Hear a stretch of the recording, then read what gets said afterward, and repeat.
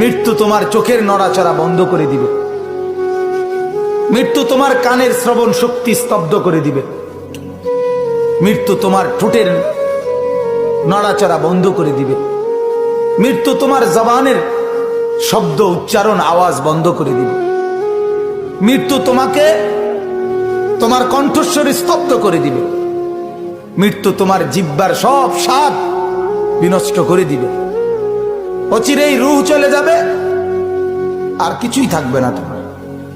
না কানের শ্রবণ শক্তি, না নাকের ঘ্রাণ শক্তি, না চোখের দৃষ্টি শক্তি, না চামড়ার অনুভব শক্তি, না পায়ের চলার শক্তি, না কল্পনার বিবেকের দিমাগের চিন্তা ফিকিরের শক্তি, কিচ্ছু থাকবে না।